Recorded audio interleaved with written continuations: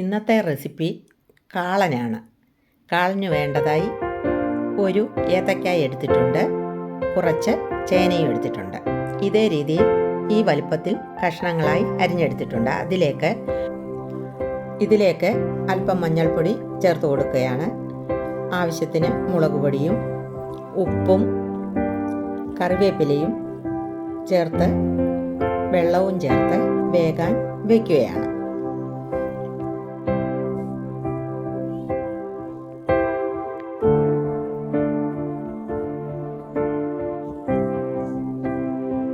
വേകാൻ വേണ്ടി അരക്കപ്പ് വെള്ളവും ചേർത്ത് കൊടുക്കുകയാണ്.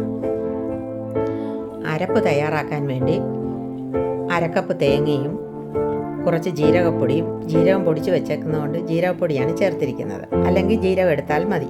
3 പച്ചമുളകും കൂടി ചേർത്ത് നല്ല മഷിയായിട്ട് അരച്ചെടുക്കുകയാണ്. ചേനയും ഏത്തക്കായും വെന്ത് വന്നതിലേക്ക് അരപ്പ് ചേർത്ത് കൊടുക്കുകയാണ്. അരപ്പ് ചേർത്ത് നന്നായി യോജിപ്പിച്ചെടുക്കുകയാണ്.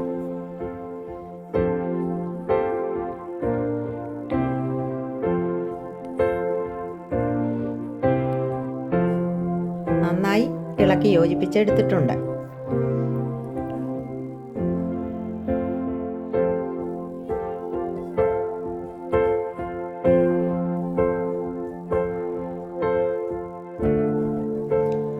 ഇതിലേക്ക് ചേർത്ത് കൊടുക്കാൻ 1 കപ്പ് തൈര് അടിച്ചെടുത്തിട്ടുണ്ട്.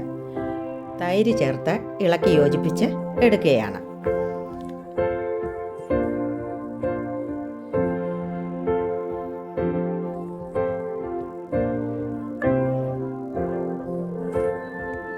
ഇതിലേക്ക് കുറച്ച് ഉലുവാപ്പൊടിയും കൂടി ചേർത്ത് കൊടുക്കുന്നുണ്ട്.